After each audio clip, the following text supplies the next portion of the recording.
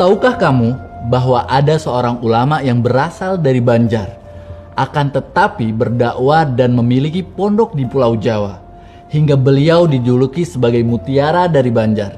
Siapakah beliau dan seperti apa kisahnya? Mari kita bahas.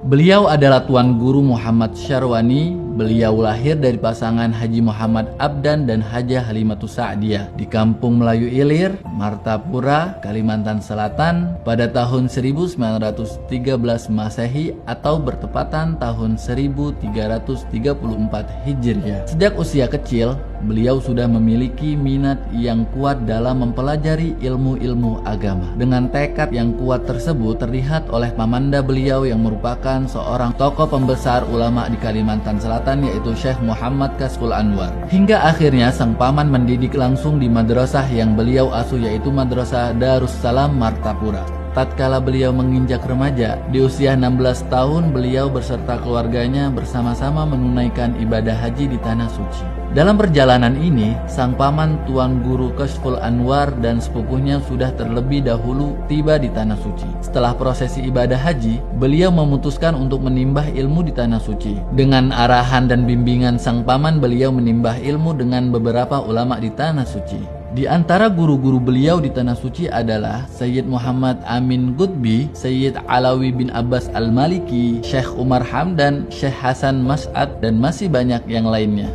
Berbekal keilmuan yang matang, Guru Syarwani memutuskan untuk kembali ke negeri tercinta, dan kembalilah beliau di tanah kelahirannya, Martapura. Lantas, apa saja yang beliau lakukan saat telah berada di Indonesia?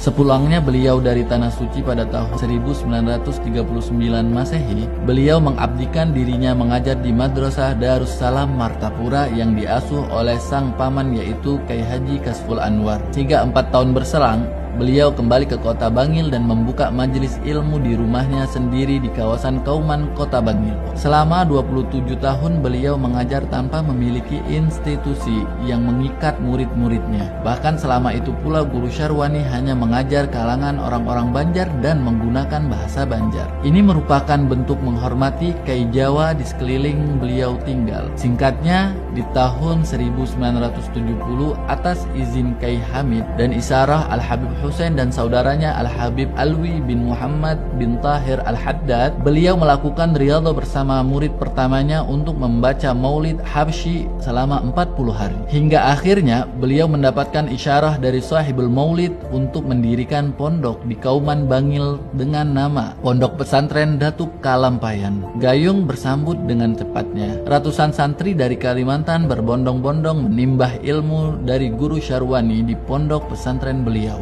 Setelah seluruh tinta emas kehidupan yang bertuliskan dengan keindahan akhlak dan samudra keilmuan, sang mutiara dari Banjar berpulang ke rahmatullah pada hari Senin malam Selasa 12 Safar 1410 Hijriah yang bertepatan dengan 11 September 1989 Masehi. Sekitar pukul 20 waktu Indonesia Barat, beliau wafat dalam usia 76 tahun di kediamannya di Kauman, Bangil, Jawa Timur.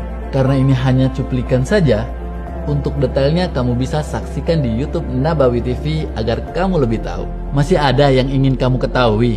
Komen di bawah, dan jika kamu merasa video ini bermanfaat, yuk share videonya